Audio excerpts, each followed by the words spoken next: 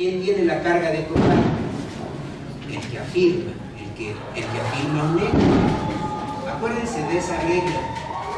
Acuérdense de esa regla. Eso es muy importante cuando uno es abogado, cuando uno anda haciendo proposiciones de hechos para obtener la protección de un derecho subjetivo en los tribunales. Tiene uno que probar lo que uno tiene uno que probar el supuesto normativo, si no, no me van a dar el derecho, no me van a poder reconocer el derecho. ¿Sí me explicó? Bueno, ¿han escuchado la palabra juicio? Los abogados la usamos indistintamente como proceso, y eso está mal. Eso está mal, y a veces la ley también, los legisladores nos empujan a considerar al proceso como juicio, e incluso decimos pomposamente, personalidad que tengo acreditada en los autos del juicio que al menos así. ¿Lo han escuchado, verdad que sí? Y uno mismo lo usa, pero en realidad es el proceso, es un proceso. Yo desde hace algunos años trato de evitar la palabra juicio, espero que use más la palabra proceso. Incluso de la Suprema Corte, que ahora litigamos algunos asuntos allá, digo proceso. A las controversias constitucionales les llamo proceso constitucional. Al juicio de amparo, a lo que se conoce como juicio de amparo, le llamo proceso constitucional. Es un proceso constitucional. A las acciones de inconstitucional es un proceso. Entonces les llamo proceso. Y en realidad es un proceso. Porque hay teoría del proceso, no teoría del juicio. ¿Están de acuerdo? Para los que van avanzados ya, es teoría del proceso. Entonces, estudiamos el proceso, no el juicio. Pero, ¿hay un juicio en el proceso? Sí, sí. ¿Y cuándo ocurre ese juicio? Cuando el juez decide. Y precisamente es el juicio. Dice, actividad interna del órgano jurisdiccional al momento de resolver. Discernimiento del órgano jurisdiccional. Actividad intelectual del juzgador al momento de decidir. Razonamiento lógico jurídico plasmado en la sentencia y que ha llevado a cabo el juzgador. Ese es el juicio. La opinión. Ese es el juicio. Y a veces decimos a tu juicio. ¿Sí me explico? Y cuando interponemos una apelación decimos, es que a juicio del juzgador tal cosa es así, pero no, las pruebas demuestran otra cosa. Por lo tanto, la consecuencia debió haber sido otra, le decimos en los agravios de la apelación o del amparo. ¿Sí me explico? Pero nos referimos a la decisión tomada. La sentencia es el juicio. La sentencia es un juicio, porque ahí está el discernimiento, la actividad intelectual del juez. Ahí la plasmó en la sentencia. Ese es el juicio. ¿Sí me explicó? Bueno, vamos a ver medios de prueba. Medios de prueba. Fíjense que ya estamos hablando de derecho probatorio y antes no expliqué por qué llamarle derecho probatorio. Porque hay reglas para probar y esas reglas son reglas jurídicas o normas jurídicas. A veces no hubiera querido yo confundir la palabra regla, porque yo la palabra regla la quiero usar solamente para esa que usa la ciencia jurídica para explicar cómo es el derecho, pero finalmente también los abogados usamos el equivalente de regla como norma o como imperativo de conducta. Medios de prueba. Hay instrumentos. ¿Qué son los medios de prueba? Eso es importante. ¿Qué es un medio de prueba? Es un instrumento a través del cual pretendemos llegar al conocimiento de la verdad de algo, de un hecho. Medios de prueba. Dice, ¿ya ofreciste pruebas? Sí, ya. ¿En realidad ofreció pruebas o ofreció medios de prueba? Medios de prueba. Ofreció medios de prueba. ¿Cuáles pruebas? ¿Cómo qué medios pudo haber ofrecido para acreditar los hechos de su pretensión? Pues los documentos, la pericial, la inspección, la declaración de parte, que esa es una prueba que apareció en los años recientes con esto de los juicios orales en todas las materias, ya sea familiar, mercantil, civil, que hay la declaración de parte, y que no tiene mucha formalidad. El abogado en las audiencias puede interrogar libremente sobre hechos de la contraria, sin sujetarse a formalismos de las posiciones, de la articulación de posiciones que debe absolver sí o no, sino es prácticamente una plática que se sostiene con la parte contraria. ¿Ok? Fuente de prueba. ¿Y de dónde saco las pruebas? ¿Fuentes de dónde? Fuentes de dónde brota algo. ¿Y de dónde brotan las pruebas? Pues de los hechos mismos, porque los hechos ocurridos son los mismos que me han de proporcionar la prueba. Nada más tengo que aportar, llevar los medios que me lleven a la justificación de ese acontecimiento, de ese hecho, y entonces utilizo los medios de prueba. Entonces la fuente de la prueba son los hechos ocurridos. Ahí están las pruebas. Dice, es que me despidieron del trabajo. No había nadie cuando el director de recursos humanos me despidió. ¿Habrá un abogado que diga eso? Si él dice eso, cuando el director de recursos humanos me despidió, no había nadie que lo supiera. Va a estar bien difícil que encuentre pruebas en el hecho, que encuentre pruebas, que pueda llevar pruebas. Si han visto alguna demanda laboral, el abogado casi siempre dice, y esa es una mentira bien grandota, pero si no, no te funciona. Pero no se lo va a poner. Los abogados tienen que hablar siempre con la verdad. ¿Qué dice el abogado? Incluso frente a varias personas que se percataron de los hechos y que en ese momento se encontraban en el lugar, me dijo, estás despedido. El que recibe la demanda dice, ¿cuál? Si estábamos solitos allá. Varias personas, si te lo...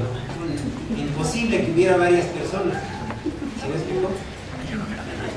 Ese es entre los jueces cuando dan clases, porque muchos jueces dan clases y eso es bien bonito, la verdad que en el Estado de México la escuela judicial ha preparado muy bien a los jueces en el Estado. Tiene doctorado en la escuela judicial. Y los jueces siempre critican esto. Es una mentira común. Que había muchas personas que vieron los hechos. Pero es que ahí está la fuente de la prueba. ¿De acuerdo?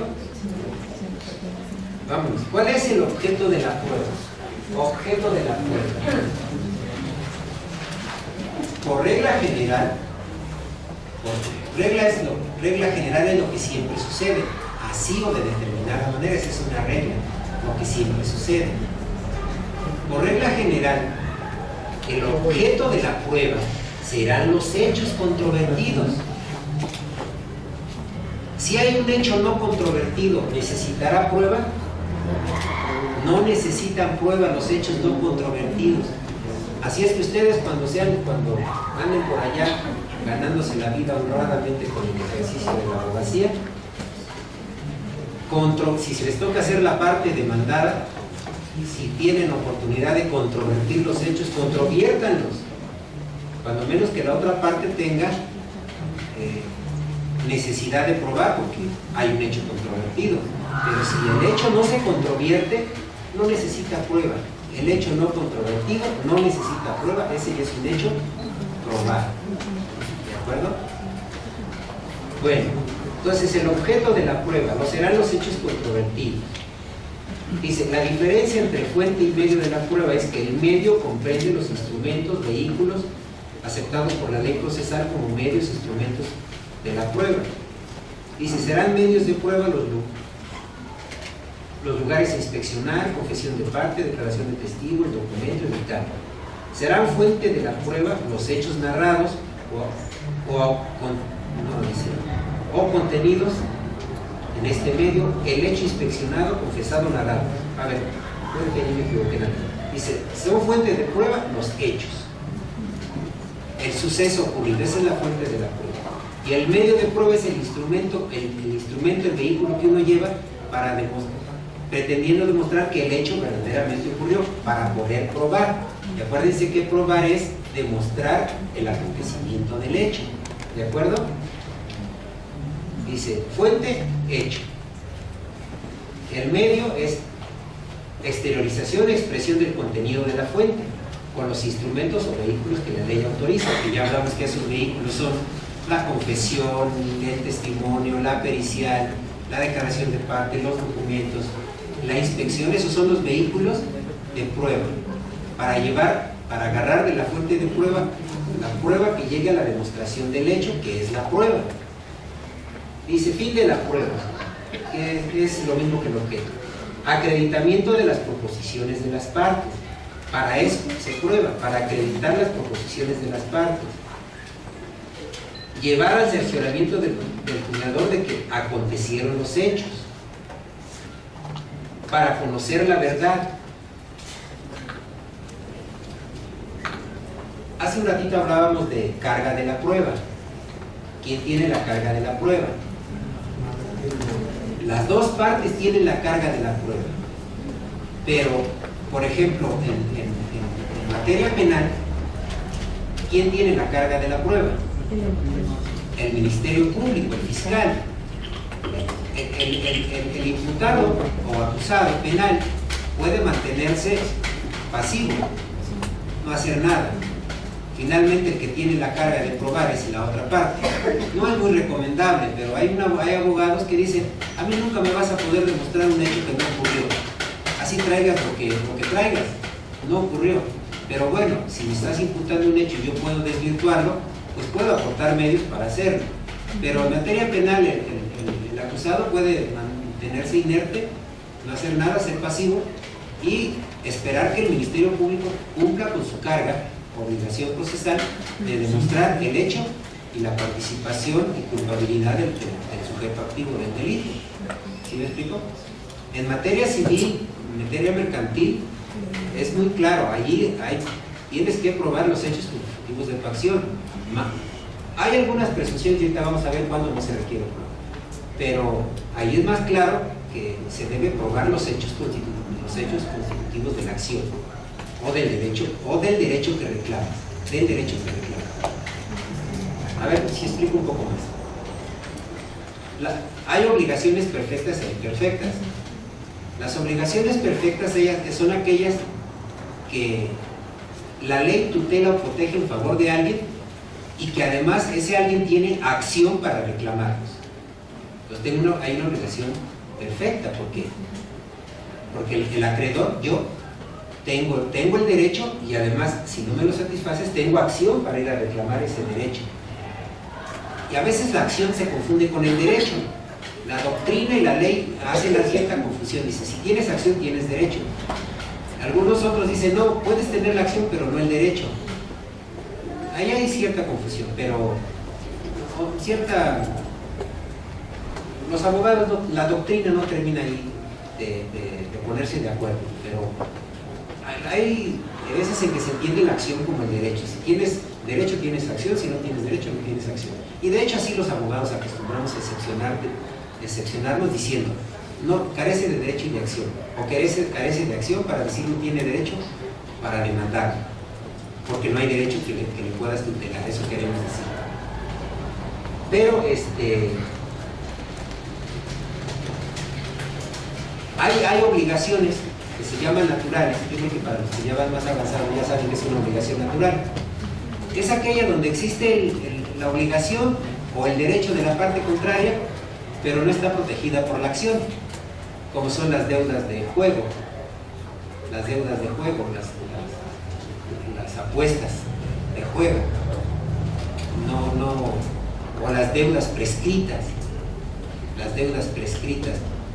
Dice, yo te debía $1.000.000 pesos, pero no me lo cobraste en el tiempo que la ley establece para que me cobraras. Supongo la excepción de prescripción de la acción, y el juez declara que prescribió la acción. Tienes el derecho, pero ya no tienes acción, y entonces, aunque tengas el derecho, pues ya no me lo puedes cobrar. ¿Sí me explico? Bueno,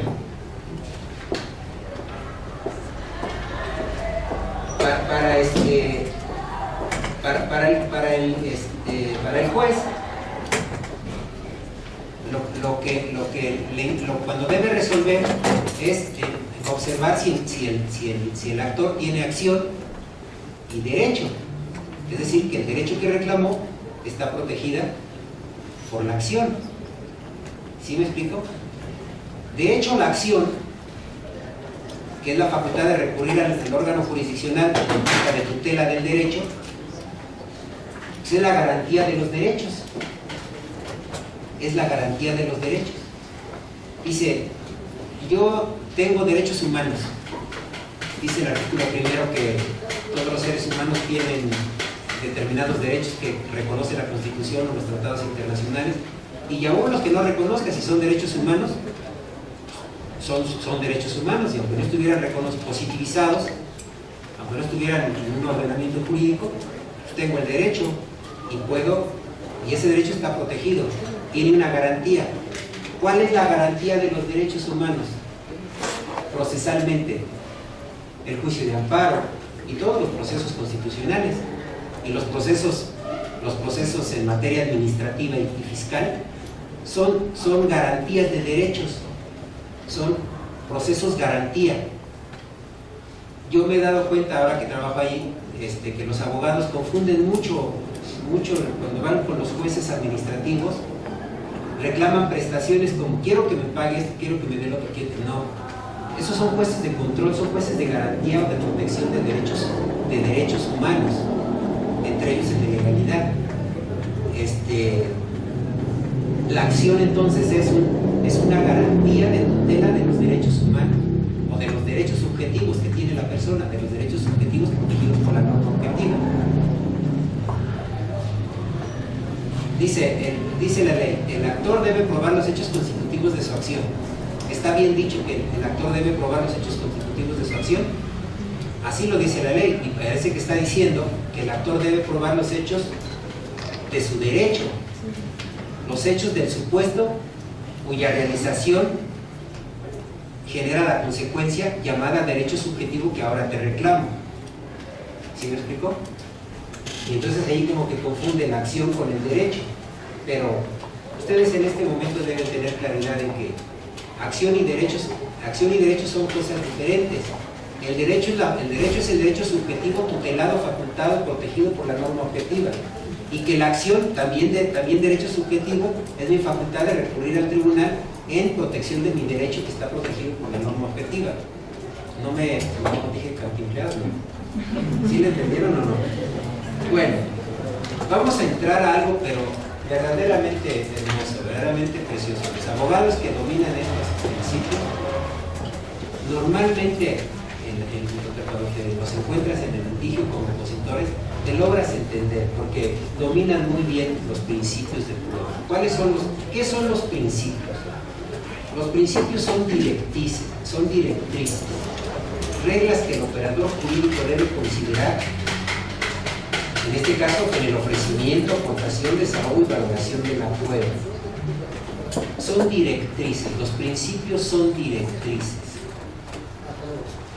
¿Sí me explico? Vamos con el primer principio. Principio de necesidad de la prueba.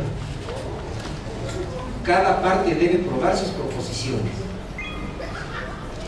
Para que haya comunicación en el conocimiento de hechos, el juez requiere prueba.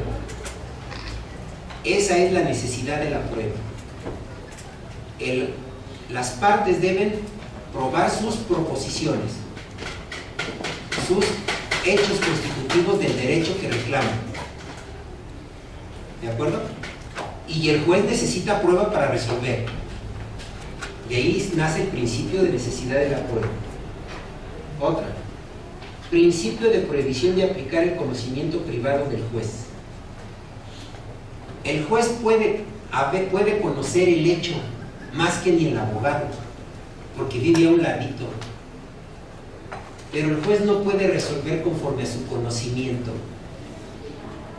conforme a lo que él sabe de los hechos.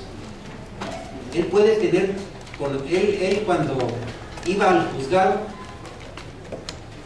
vio el suceso que después llega a su conocimiento, y dice, no, este abogado, no, el hecho no sucedió así, yo lo vi. El juez no puede resolver conforme al conocimiento de los hechos que él tenga. Las partes le tienen que probar. Dice, cada parte hace su formulación de proposiciones, por lo que solo a ellas corresponde la prueba. La carga de la prueba corresponde a cada parte, por eso solo a ellas corresponde la prueba. El juez no puede traer hechos del que no se conozca. Dice, el juez debe resolver congruentemente según lo alegado y probado por las partes. Según lo alegado y probado por las partes. Él no puede aportar su conocimiento de la que tiene de las pruebas. Pudo haber sido testigo, pudo haberlos presenciado, pero él, si la parte que litiga, ya metí una palabra, si la parte que pelea, que litiga, no prueba, el juez no puede resolver. ¿De acuerdo? Aunque el juez diga, no, yo vi cómo sucedió eso, pero pues, el abogado no lo pudo probar, de modo. ¿De acuerdo? Principio de adquisición de la prueba. Este es bien importante, bien importante. Una vez que la prueba ha sido desahogada, pertenece al proceso. Una vez que la prueba ha sido llevada al juicio, pertenece al proceso y no a la parte que la ofreció. El juez puede resolver el caso con una prueba que ofreció una parte y que no le, y puede ser en el sentido contrario al que pretendía el que la ofreció. Dice, con tu misma prueba. Sí, porque no es tu prueba. Una vez que está incorporada al proceso, ya no es tu prueba. Ya no es tu prueba, es del proceso, pertenece al proceso. Y el juez resuelve el conflicto, la litis, el litigio, el pleito, con todas las pruebas que tiene el expediente, sin importar quién las hubiera aportado. ¿De acuerdo? Ese se llama principio de adquisición de la prueba. Principio de publicidad de la prueba. El desahogo de la prueba tiene que ser público, con intervención de las partes y de cualquier otra persona. Hay excepciones, cuando pueda afectarse la moral, cuando pueda comprometerse derechos de incapacitados, de menores, cuestiones familiares, puede el juez reservar que no haya público. Desafortunadamente la infraestructura toda del Estado no permite que, aunque la ley ordena que sean públicas las audiencias, pues los jueces, sobre todo en materia familiar, restringen mucho la posibilidad de que haya público en las audiencias. Por la naturaleza de los asuntos y porque aparte las salas son abogados y hay alguna audiencia, pues a veces son mesitas como esta, ¿no? En materia familiar no son muy grandes. En materia penal sí ya son así, y además ahí los jueces no restringen la participación del público, más bien de presencia del público. Esa es una garantía. Este principio de publicidad es una garantía de la prueba, seguridad de la prueba. La ley establece una serie de seguridades de la prueba. Una de ellas es que la prueba sea pública. Porque la justicia, si bien se parte entre partes que litigan, también se hace para la sociedad, para el mantenimiento del orden público, de la paz pública. También para la sociedad se imparte justicia, o que la sociedad se entere que se aplicó correctamente la ley. Eso es muy importante que la sociedad sepa, porque ¿qué es lo que sabemos actualmente, o en su gran mayoría? Que nosotros filtramos, los que somos abogados filtramos muchas noticias. No nos creemos todo de que todos los funcionarios son corruptos, o que todos los jueces son corruptos. Eso no es cierto. O al menos yo tengo 30 años de ser abogado y nunca le he dado un peso a un juez. ¿Has perdido asuntos? Pregúntenme. Pues sí, a veces no tengo razón. ¿He ganado juicios? Sí, sin darme un quinto. Pues no, porque pruebas los hechos y ya. ¿De acuerdo? Dice, principio de unidad de la prueba. ¿Perdón? ¿Me pasé? Pues bueno. Ah, sí, perdónenme. Principio de inmediación y de dirección del juez en la producción de la prueba. ¿Qué quiere decir inmediación? Inmediato. Inmediato. Que el juez esté recibiendo la prueba. Que el juez pueda pedir aclaraciones, hacer preguntas, hacer lo necesario para obtener el mejor resultado en la práctica de la prueba. A veces en algunos asuntos tiene facultades oficiosas, cuando hay litis abierta. Ya expliqué hace un rato, cuando hay litis abierta, cuando el asunto es de litis abierta, el juez tiene posibilidades oficiosas de recabar pruebas. Pero donde es litis cerrada, como los asuntos civiles y mercantiles, no. En materia penal, en cuanto a la acusación, la litis es cerrada. Pero la defensa, en cuanto a la defensa, el juez pudiera hacer valer cosas que la defensa no hizo valer y que benefician al reo. ¿Sí me explico? Bueno, el juez es el director en la producción de la prueba. Él es el director en la producción de la prueba, porque a él le interesa que la prueba o que el medio produzca la mayor aclaración. Es decir, que saber si efectivamente el hecho que se aduce por las partes sucedió o no sucedió.